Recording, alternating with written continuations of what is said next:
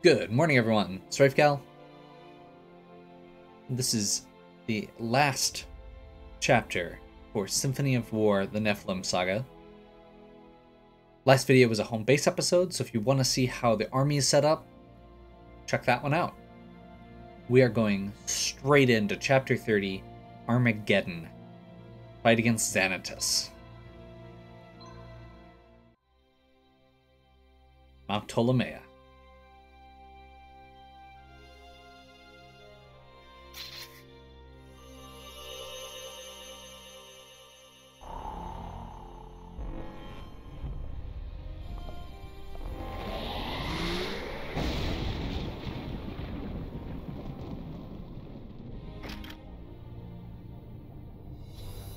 With Light Fury, Lindley has the ability to open the void.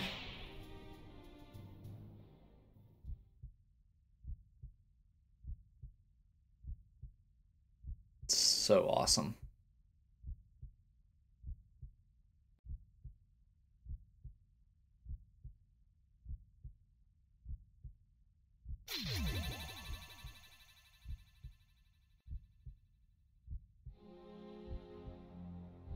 I felt like I saw you just this morning, false one. Bothersome pest. Could I not at least have a moment to collect my thoughts? So, this is what it has come to. No finesse, no intrigue, just a brutish battle to the death. I should come to expect such dull barbarism from humans. Let us see if your hodgepodge of heroes has the mettle of your ancestors.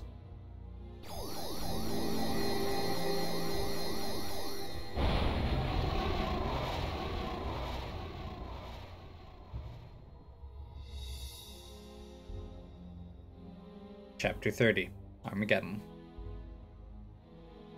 That is a big unit. Much has changed since last we did battle, don't I? Before the first war, humanity was united in banner and in faith. Now your people are both lost and without purpose. Although this has made you easy to manipulate, it tempts me to put your species out of misery and render your kind extinct forever. Okay, so we have a bunch of units here that are regular old units. This 3x3 square is all Xanatus.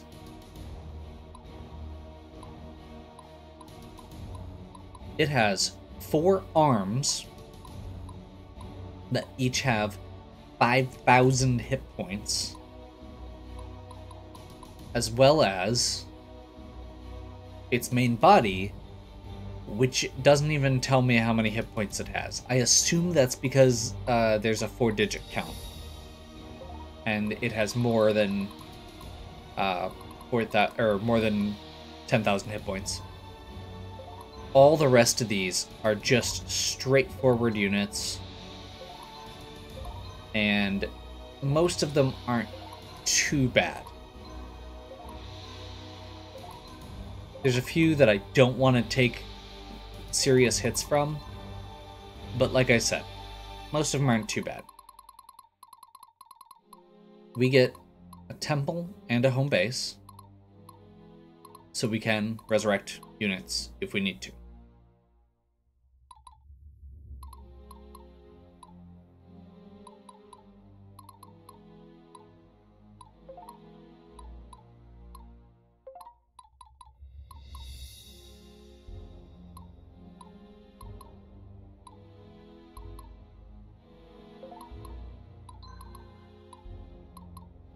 So we're going to start off with our front row. These are the units that we want to be kind of in the fray.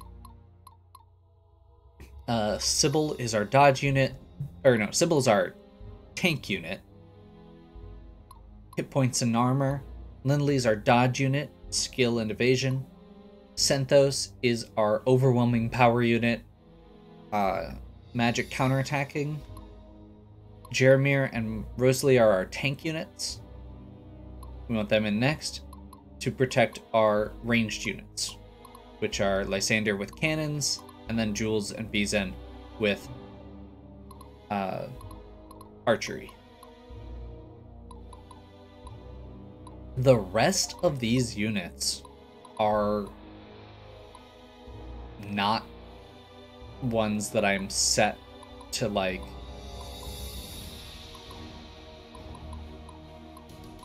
if everything goes well, I will not be using these units.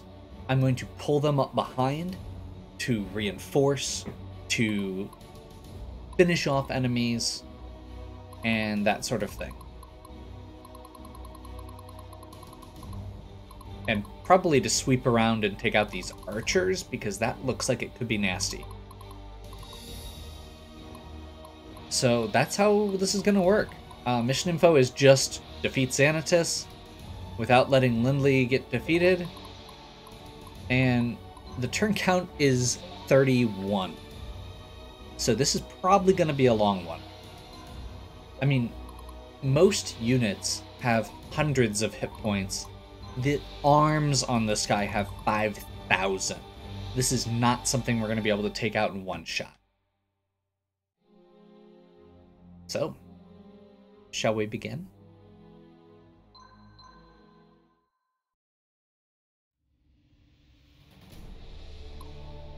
They'll notice this one for sure. What's our next tactic? Stay strong, everyone. Time to end this.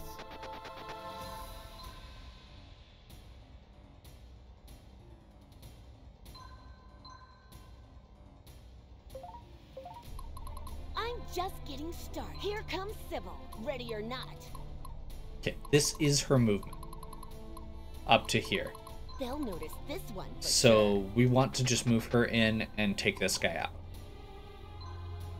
And I think for this particular unit, we're going to be using target leader, because this unit does not have evasion.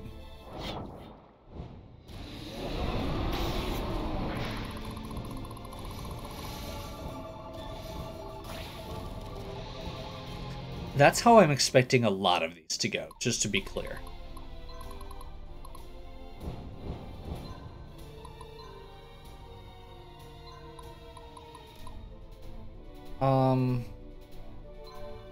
Yeah, I think we just go aggressive with this. The goal with this one is overwhelming force.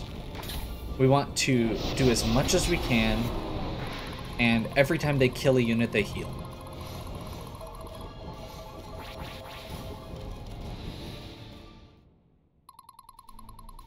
How can I help, my lord?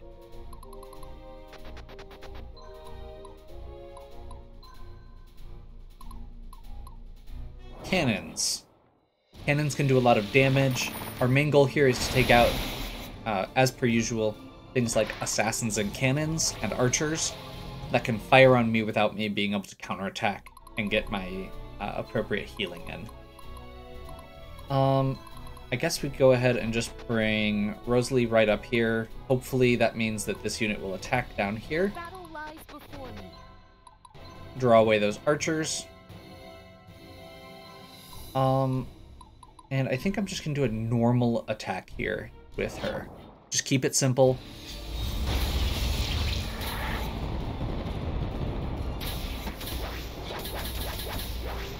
Stun and disarm means that there's gonna be a lot of units that are not getting counterattacks. And then hopefully the ones that do, we can dodge. And you can see there, just a pile of level ups. But we are still taking, these things are higher level than us, but we are also taking them out in one hit. So I feel pretty comfortable with the way that this is set up. For Embor.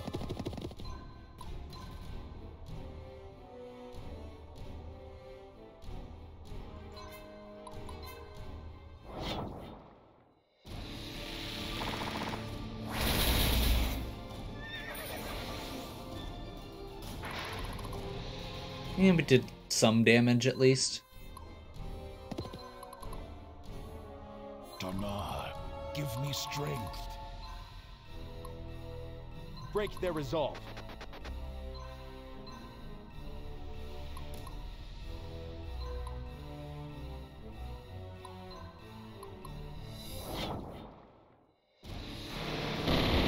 probably don't even need to go aggressive on that one.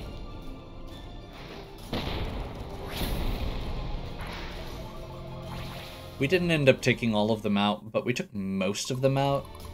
And the ones we didn't take out, I'm fine with. You got a plan?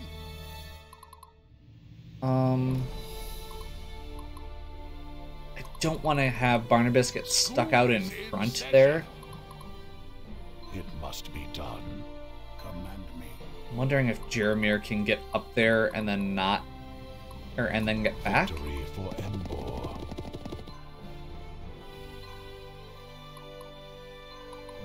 Let's go cautious.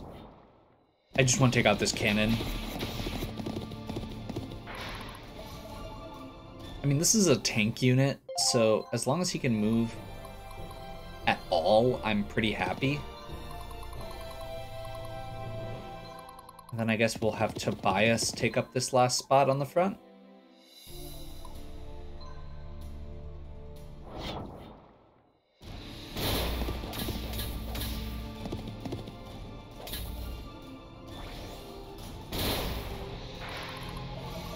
Guns are good. Dragons are better, but guns are good. I'm actually gonna move him back.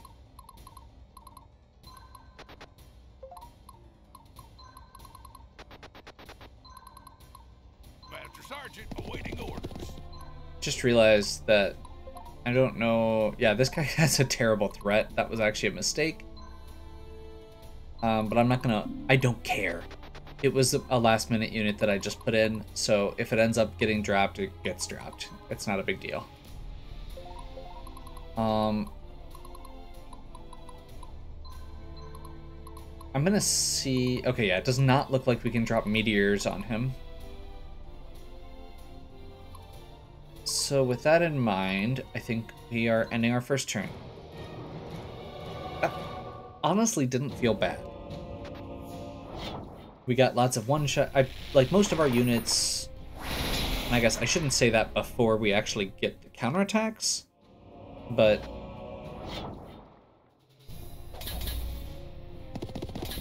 Like, our first wave, we eliminated almost all of the enemies. I'm happy with that.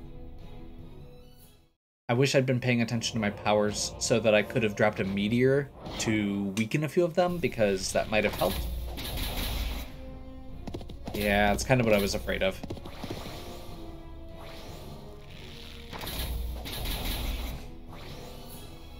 It's not my strongest tank unit, and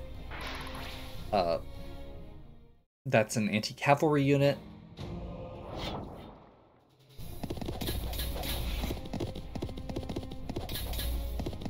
Like anything else, we would probably be in better shape, but it is what it is. And once again, most of these units I don't care that much about. My main goal is to get my ranged units and my Nephilim up to the front and just wreck everything I can.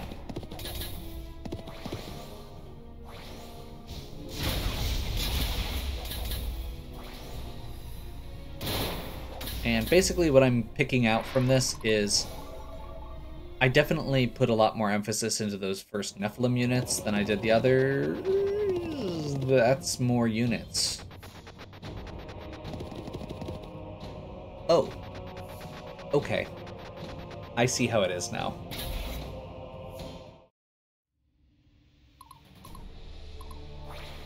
Watch out, he's winding up to swipe at us with those claws. Don't stand in their path. Oh. Okay. That's cool. So, this is like raid boss mechanics. There are certain areas that you can't stand on. That is a really cool way to do this sort of battle.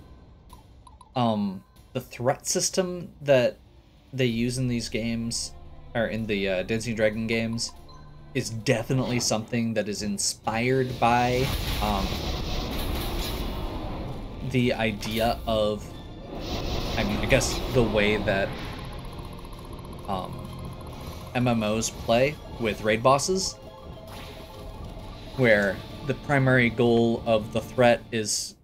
So in this system, it's a more passive, or in this game, it's a more passive thing. But in other games that Dancing Dragon has done, it is more of a like fluid thing where you have to manage how much threat you have versus how much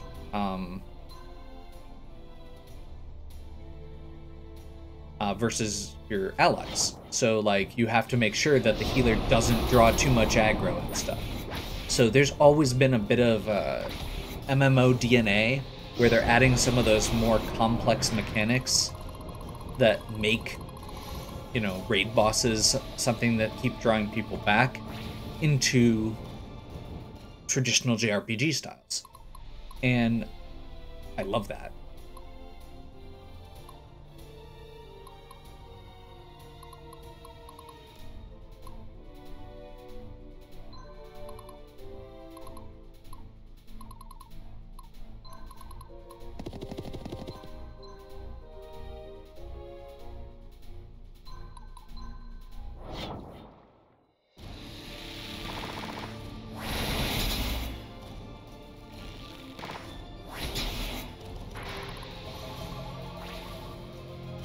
Okay.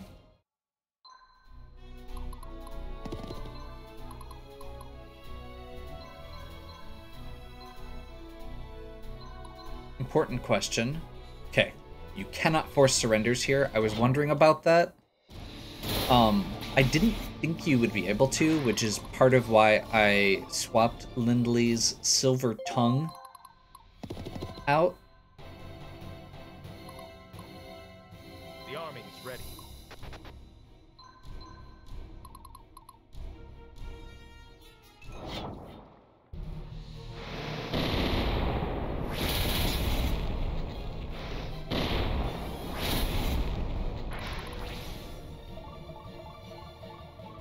That's the main thing I wanted my ranged units up there for.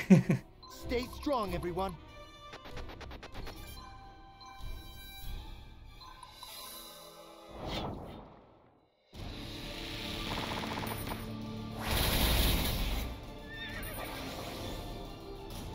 That's annoying. Speaking of tanky units, I need to get these knocked out before we get too far in.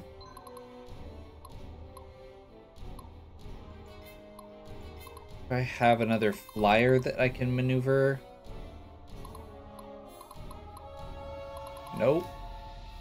Nope, I don't. I already moved them. Oh.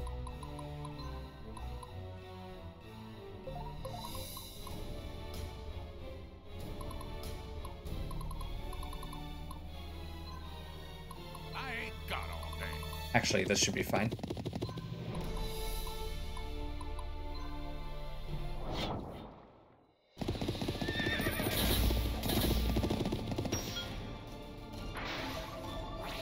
Okay. Donna, give me strength. It must be done.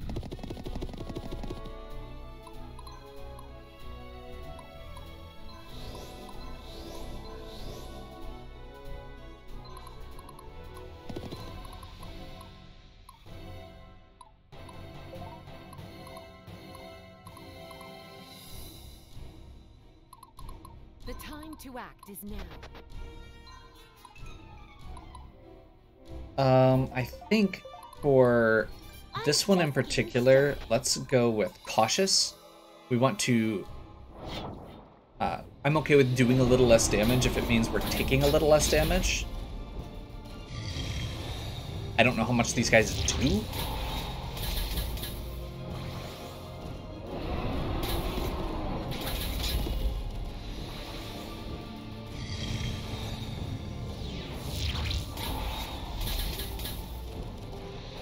I mean, that's not a small amount of damage. These units are just very tanky. So I think that's probably good. Let's see how this one goes. I think we're sticking with normal because we don't want to lower evasion. We don't want to risk taking extra damage, and we don't want to... I mean, cautious could be okay, but we're trying not to take damage.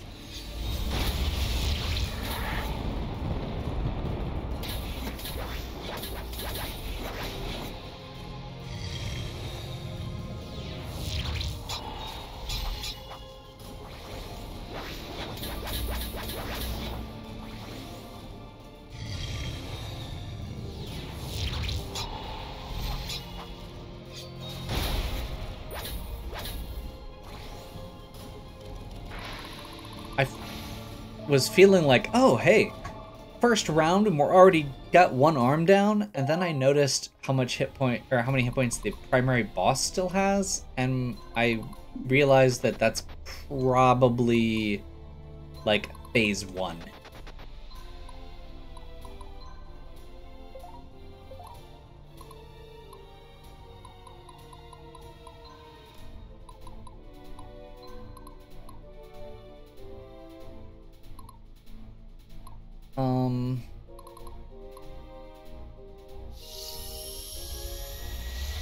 For my people, for my homeland. Yeah, let's just go to town here.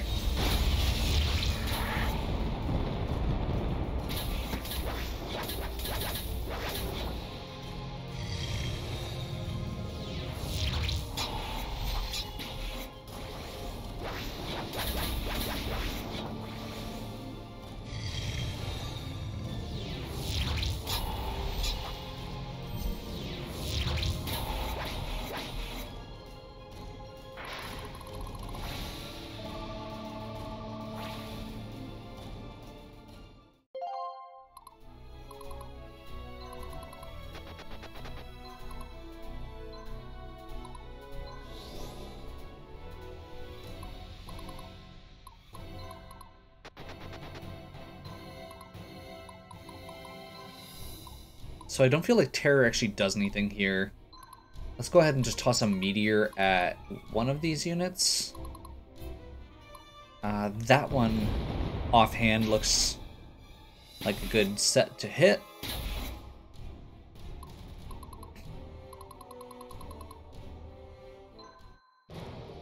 I'm gonna hold Exemplar until we have enemy units to close in as well.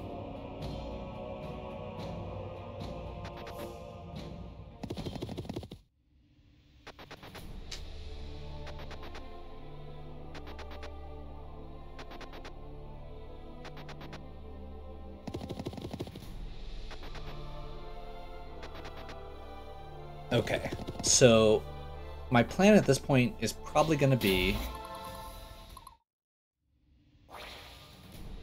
It's quite the gambit coming here to the Divine Realm, the bridge between what you know to be your home and the endless darkness beyond this fragile barrier.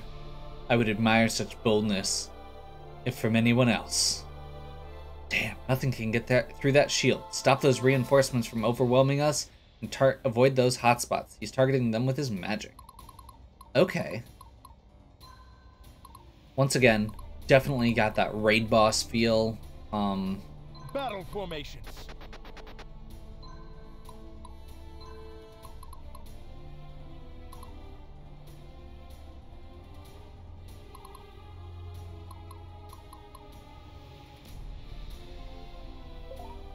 Let's see how far this guy can shoot quick. That's what I was afraid of. Getting in to take that archer out is going to be a little tricky.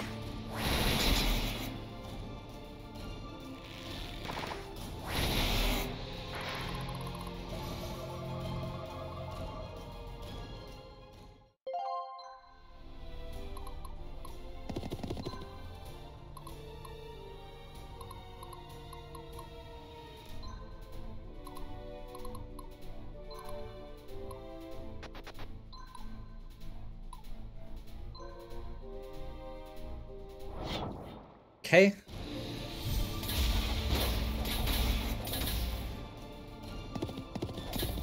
That felt good.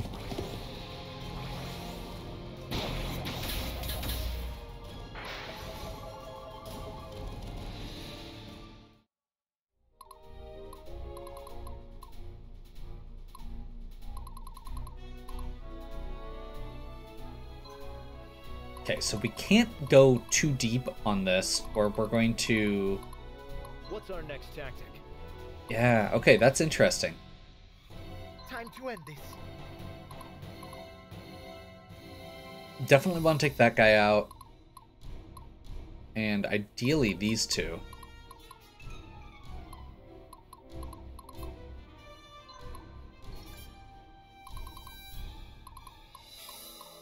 How can I help, my lord?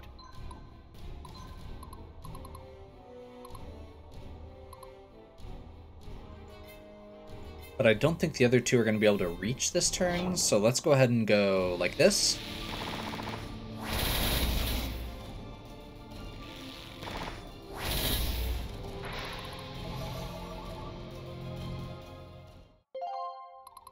And then we'll have Senthos pop up here. And once again, I think we're just going to go aggressive. We want to take out as many of these guys as we can in one shot. Yeah, like that.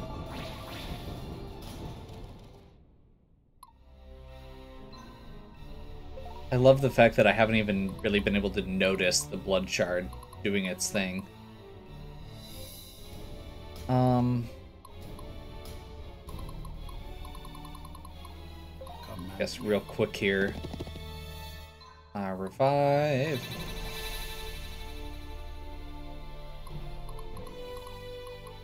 And while you're healed, refresh heals. We can't move again, so get Tobias all the way down there. And start healing up. That's a single healer, never mind.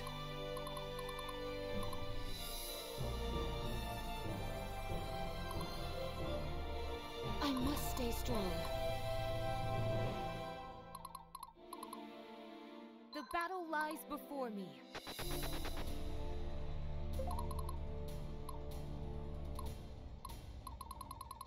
Okay, so like right up here would be fine. And I honestly think we're just going to let Lindley do that over there. Guns are bad against dodge-based units, typically. And assassins are kind of the same boat. I'll go ahead and do Terror here just for the sake of it.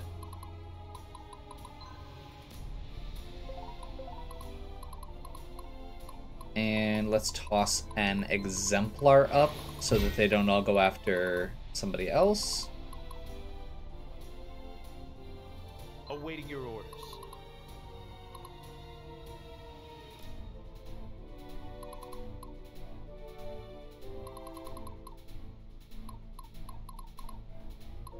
Here comes Sybil, ready or not.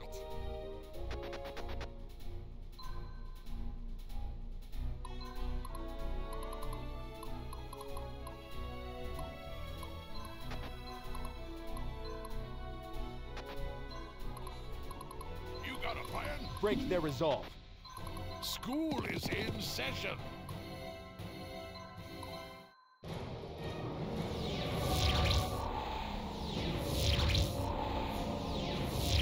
Unfortunately, does not seem to hit his own units. I was kind of hoping we'd be able to like lure enemies into that.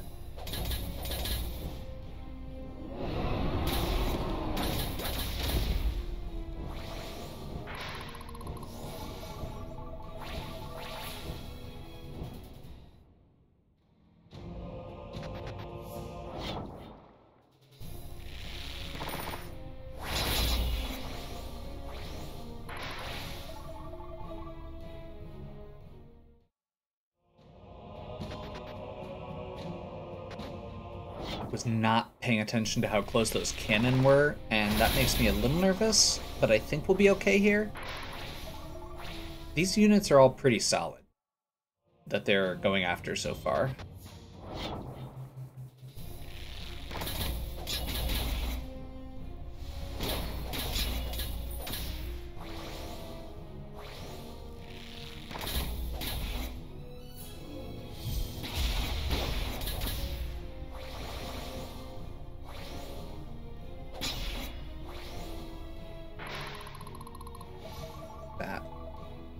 was a little dicey for a few moments, but worked out. This is the one of the ones I'm most nervous about. That's what I was hoping would happen.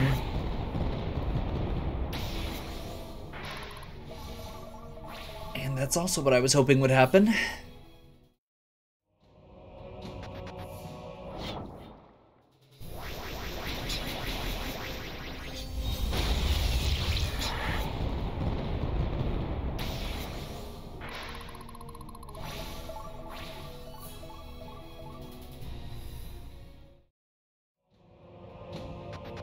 And this is the other one I was nervous about. But it's only 3 cannons, and we have a good dodge rate.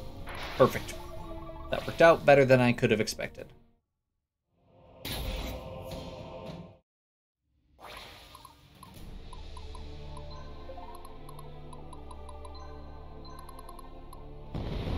Shield is still up.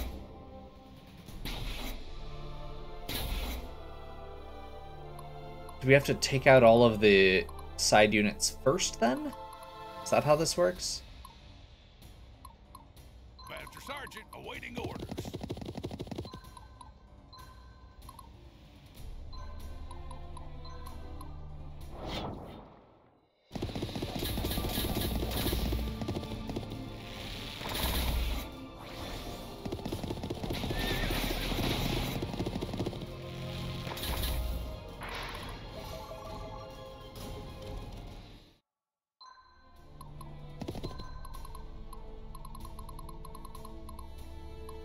The army is ready.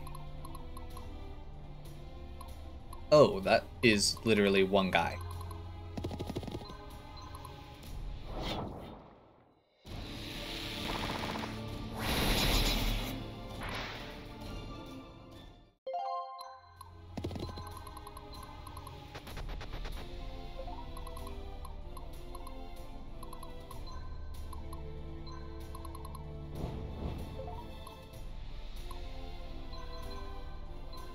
We'll use this as a way to get Antonio's health back. So we still get a little bit of healing. He will always find a way.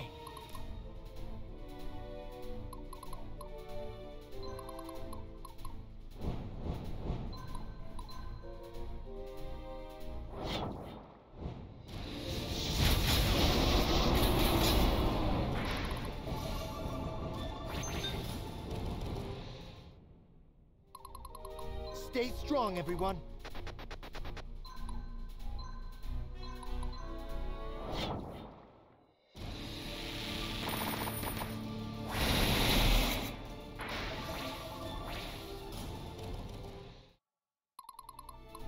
I still can't believe I got it, or I saw a post saying somebody thought archers were weak.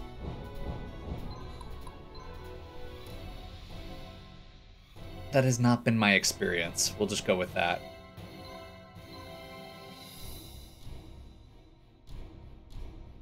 Yeah, we'll go target leader there.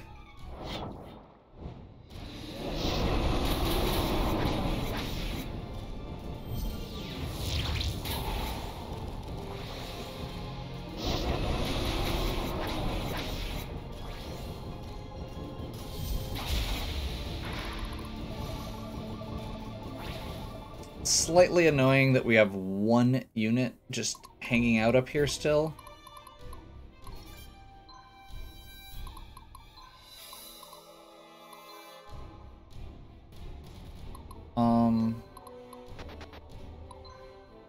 Gregory the Assassin, you have a purpose. And that purpose is to do the shuffle.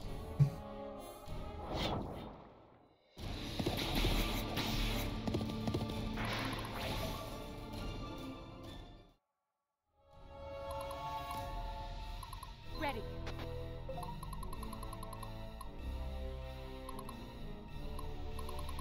Dana, give me strength. Okay, now that I realize how this mechanic actually works, I'm slightly annoyed that I didn't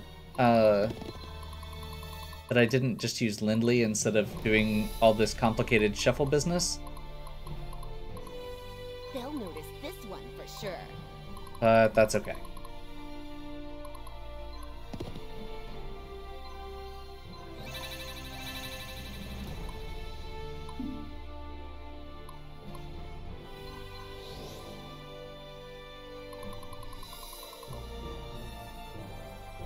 Okay, let's do this.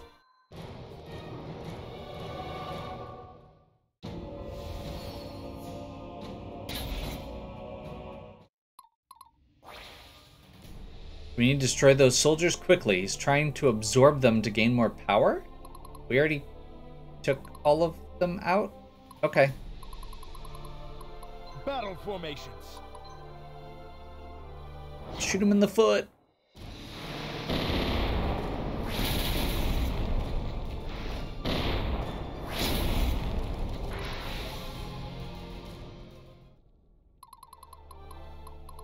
Time to end this.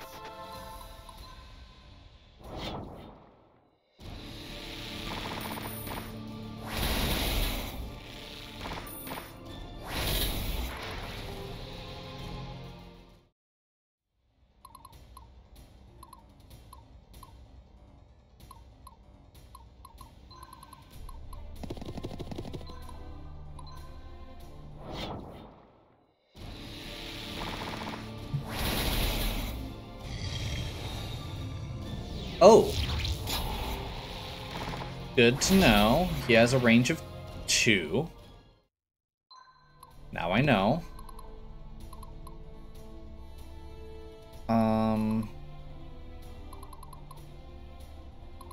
I guess let's move in with Sybil next. And we're going to do target leader. I'm hoping that that'll take down, yep, the other hands.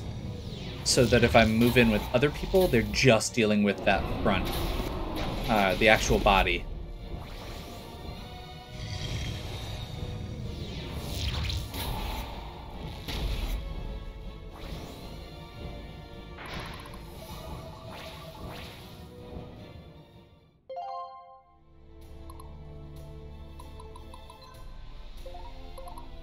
For my people, for my homeland. Lindley, we're going to go aggressive. Get that extra damage boost. And just go all out. Get those crits. And there we go.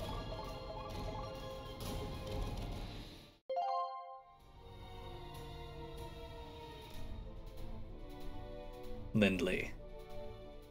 I imagine you foresaw this. In the end, I have served my purpose. To a far, far greater power, I will be of use. But then the races of this little realm will understand the meaning of humility.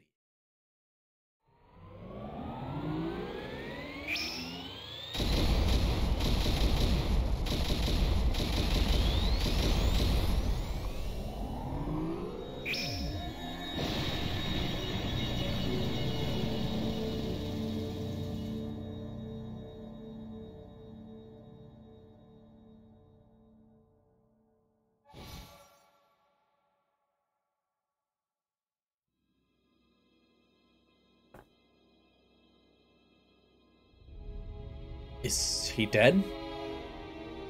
Almost. Stay here. With my power, I will bury this threat forever. Wait, what?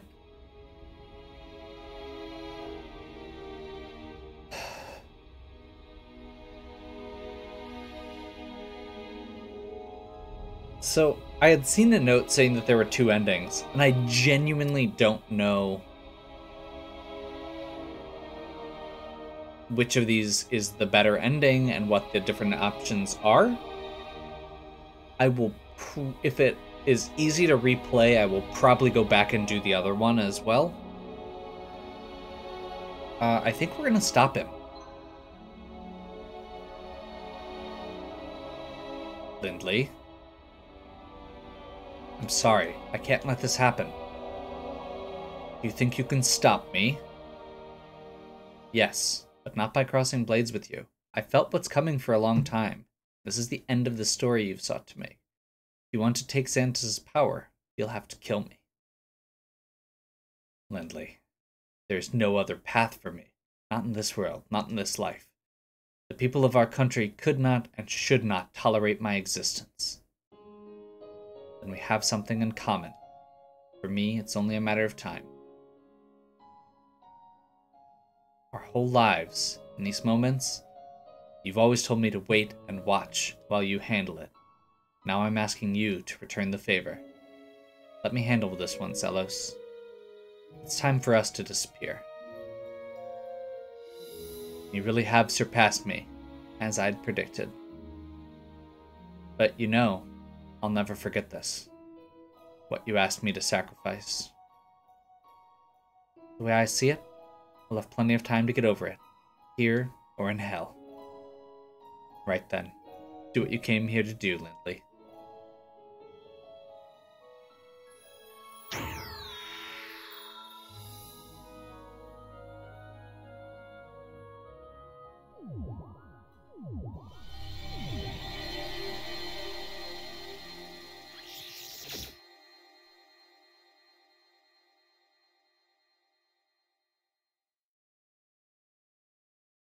Viridia. During the interregnum, 2 months later.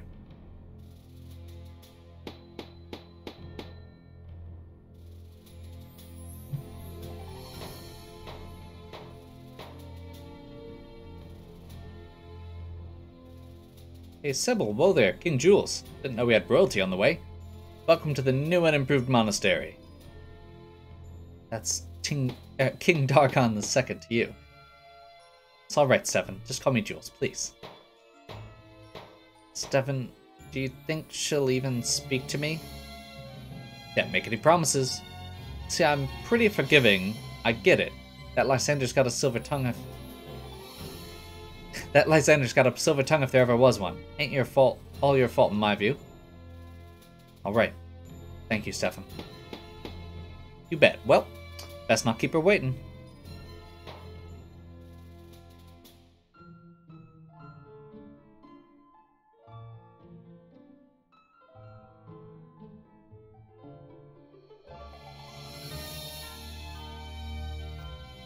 They're here, love. I mean, Diana, There's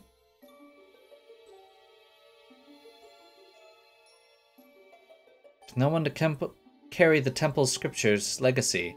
This book's secrets are locked away forever.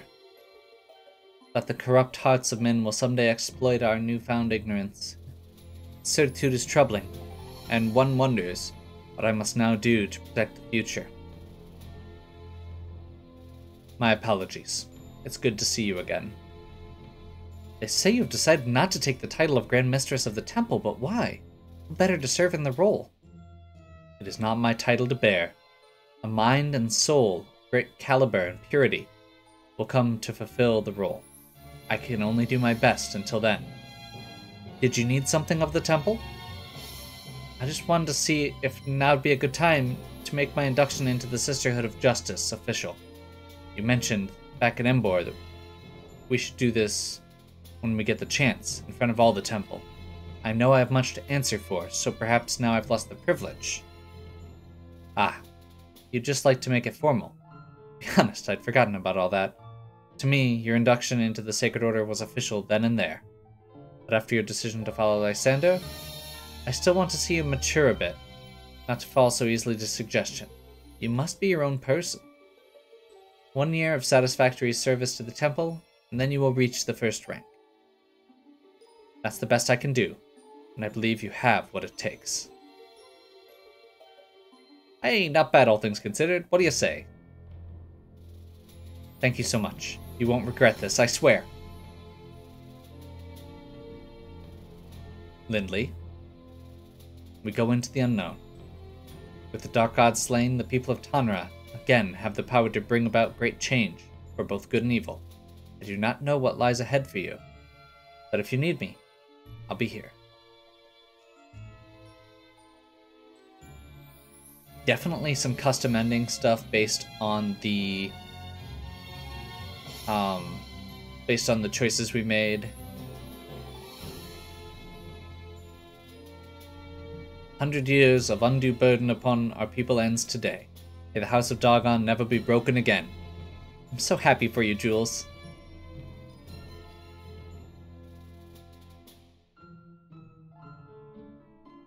Well, brother, are you going to be comfortable as king, or must I usurp the throne myself? I am the official Princess Royale, you know. Really mean it? I am jesting, dear brother. My stars, how dangerously naive. I implore you to depend on your followers. There will be many who will wish you harm. Yeah, that's about right.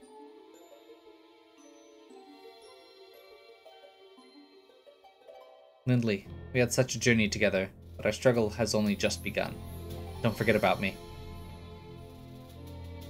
I'm a little curious.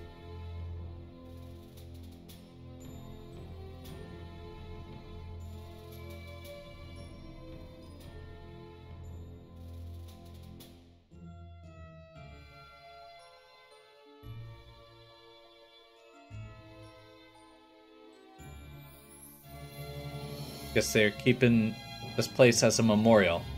World's got just about enough of them. Ain't no metal gonna bring these boys back. Brave young ones, you're the best among us. Donar bless them, each and every one.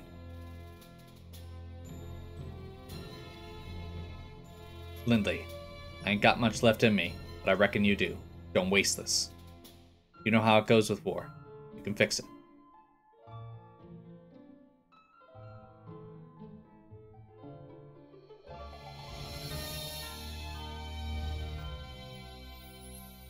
Over 2 years passed since Lindley first saw battle. 2 years that have changed Tanra forever. Foremost in Lindley's heart, forged friendships and bonds that will never be broken.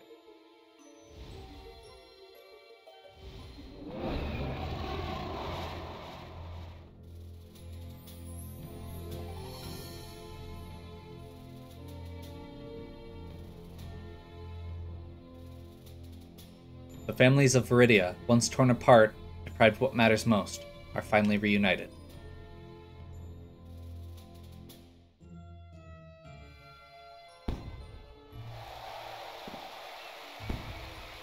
As the sky returns to normal, the Nephilim army arrives back home to find that people are celebrating the end of the war. As signs of the Xantis cult are removed, so too wanes the age of nobles as the people look toward an uncertain future.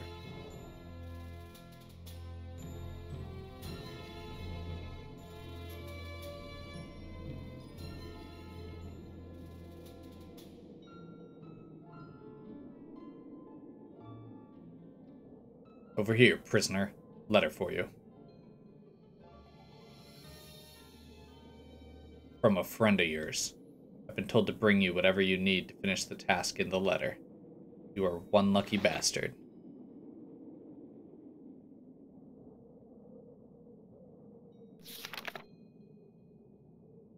Lindley. Tanra owes you greatly, Lysander, for sparing its rule of another tyrant. The one I could have become. I have one last request of you. Give our country the blueprints to a better world. Very well, Lindley. It will be done.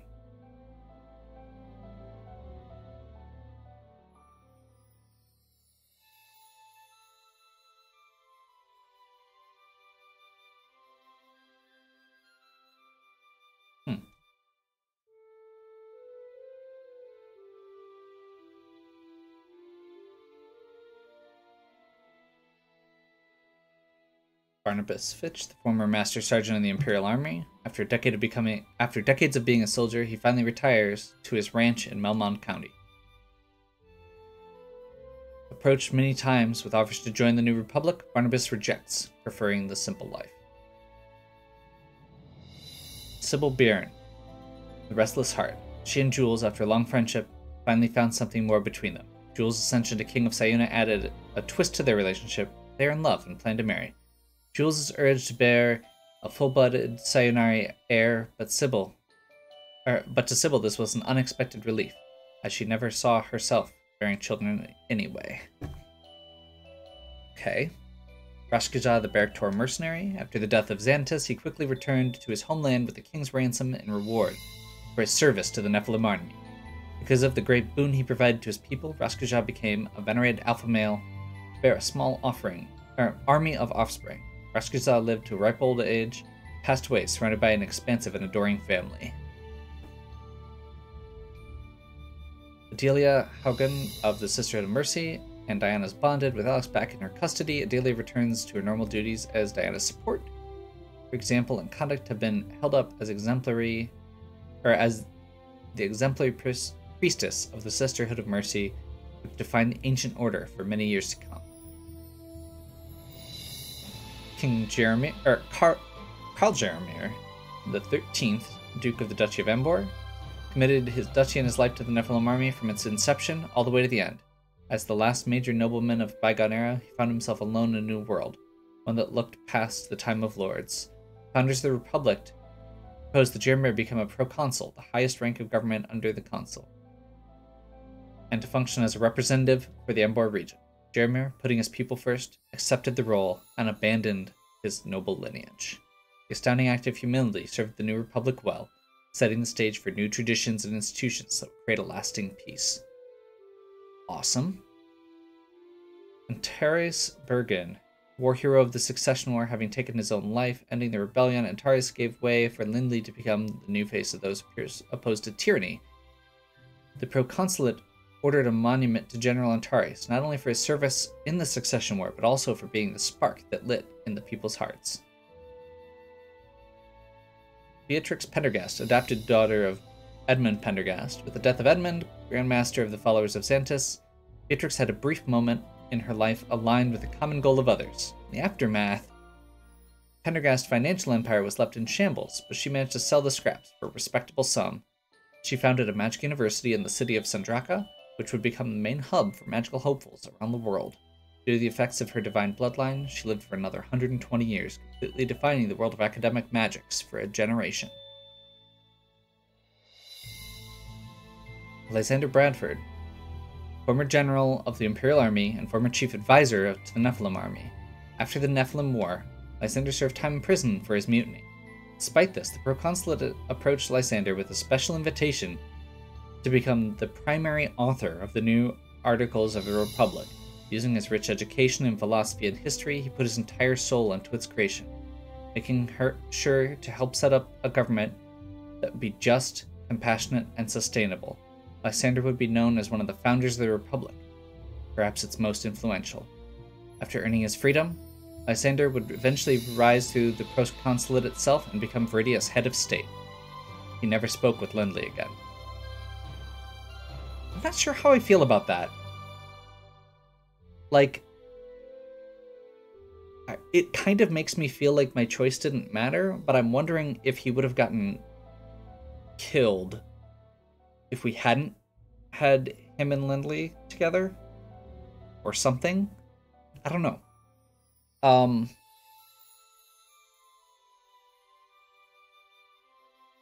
Like, his mutiny doesn't feel nearly as bad as they're making it out to be. Like, Lindley was making some really bad choices, and she even told him, "Thank you for standing up to me." That's what he did again. So her just completely cutting him out and not talking to him again feels off. Anyway, Abigail Kasim Dargan, priestess of the Sisters of Mercy. Her time with the temple had passed in her heart. She left the Sisterhood of Mercy to live in Sayuna and became the darling of the new kingdom of Sayuna. During the Nephilim War, she discovered her affinity for dragons. She committed to the study of draconology and developed her own personal brood. Though chased by a gaggle of potential suitors, Abigail has put romance on hold for some time at the protest of many who wish for her to pass on the royal bloodline. Narima, having proven a champion of the Sayonari people, King Jules asked her to lead the new Sayonari Defense Force. An avid study of history and the Dargan dynasty, Narima brought valuable knowledge and tradition to the new army, restoring the prestige of times past. Sayuna would be, for generations to come, a powerful force in the new order. Jules Kasim Dargan, former officer of the Imperial Army, heir to the Dargan royal dynasty and the new king of Sayuna.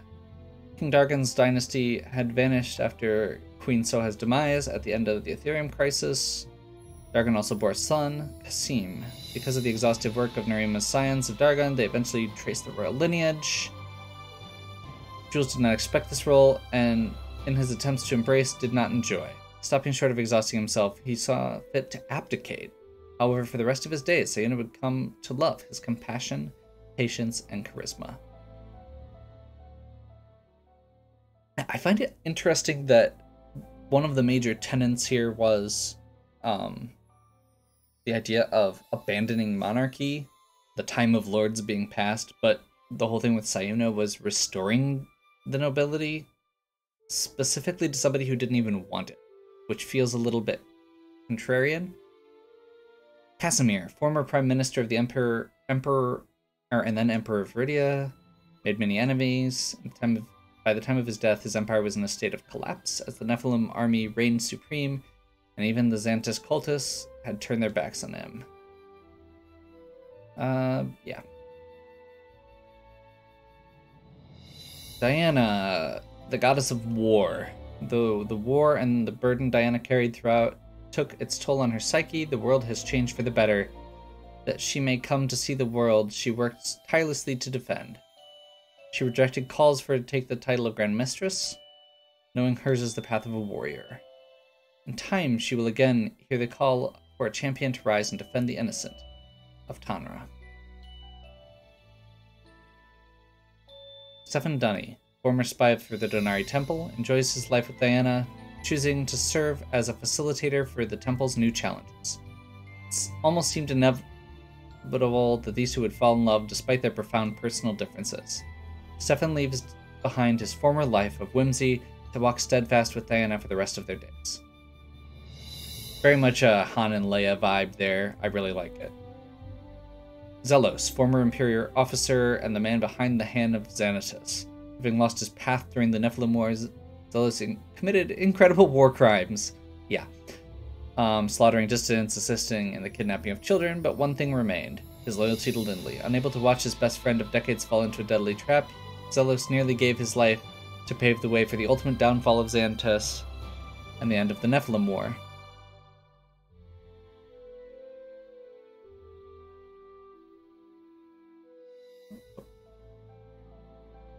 Okay. Yep. Right there. That line is one of the most impressive things about this to me.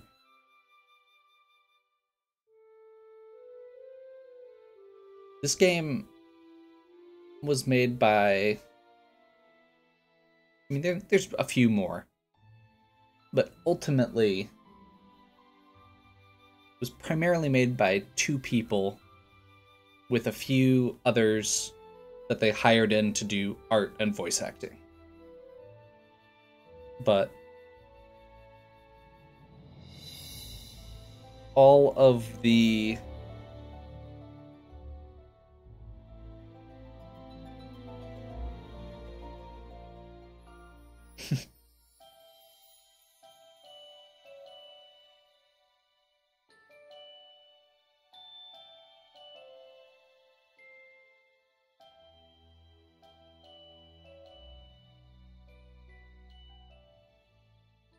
pretty much all the core of what this game is, all the systems, all the mechanics, all the stuff was primarily done by those two people.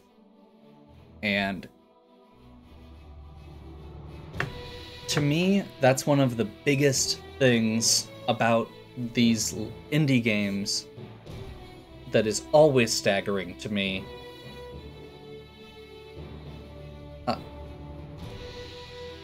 Before I go into my final thoughts, I also just want to say it's slightly annoying that I have that much to read when I'm trying to get my final thoughts together. Normally, games have these nice long credit sequences with music and visuals. This one was lots of text, so it fits for the style of game. Not as good for narrating your final thoughts. I really like this game. That's the very short version of my final thoughts. I've seen some discussion that it's too easy. Sure. But a lot of those other strategy games were pretty breakable. Like, this is still more... I'm sure if you put it on the high difficulty and then didn't do any arenas, you may have a bit of a struggle. But if you plan well, especially knowing how the systems work, and if you build those synergies from the very beginning,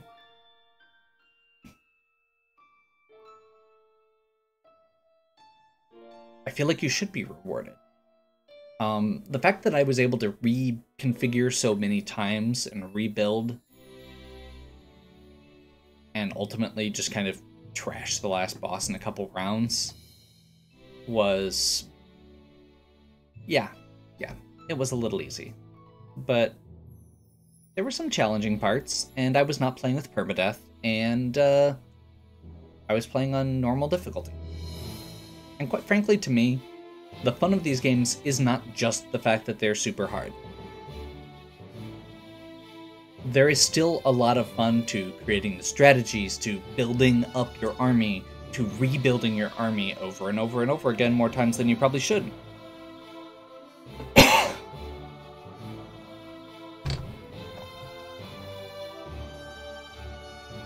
The art style, there's a few of the portraits that the art style didn't quite match with the other ones.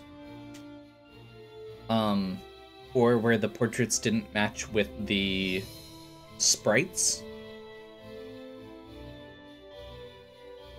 There were also kind of like 3 different layers of the sprites. The sprite, the portrait, and then the battle. Like there were cutscenes that were in like the RPG Maker sprites. There were the actual battles that had the battle sprites, and then there's the portraits. And there were a few characters where between all of those they didn't quite match up.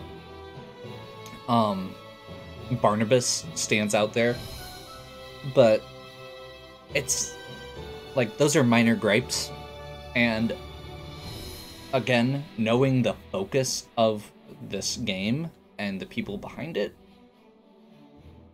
neither of the primary designers were on the art team. That's the thing that they had to farm out. So if that's the thing that I felt like was the lowest bar, and it was a pretty minor gripe, that makes sense.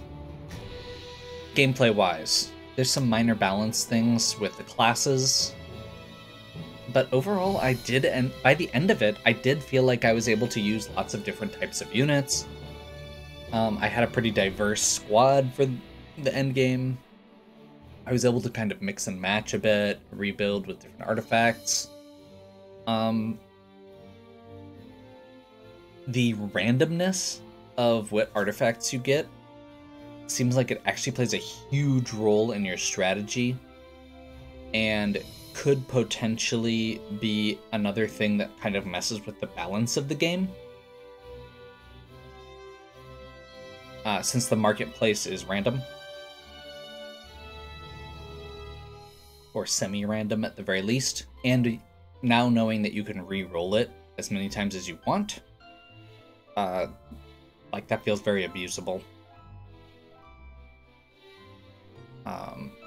The gender-defined skill trees are not my favorite.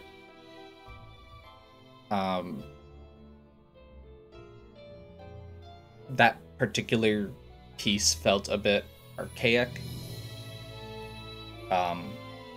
But it fits with the type of games this is emulating. Like, this is emulating Ogre Battle and Fire Emblem, and straight up, this was more egalitarian than those ones. So, I'll I'll take that for what it's worth. So yeah, I think that's kind of my overall thoughts. I keep not mentioning the music. I love the music in these games. It's great. It's always been great. Phil, the main designer who does all the music, is... I've known him for a long time. That's one of the reasons that I found these games in the first place. Actually, that's the only reason I found these games in the first place. And, you know, I know that his music is one of his passions. And the way that he puts all of these together is in that same vein with a lot of the early Super Nintendo stuff. It has a lot of those notes from Final Fantasy, Chrono Trigger, Ogre Battle, Fire Emblem, and especially, I mean, even a bit of that, like, ActRaiser, like, the drama of that, which is the kind of music that I like in games. And I feel like there were several riffs in this that definitely felt like they were callbacks to other games, that they were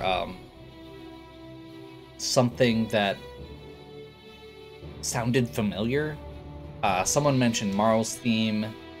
The Final Fantasy Tactics, like, menu screen, I want to say, was one that came to mind. Da, da, da, da. Yeah.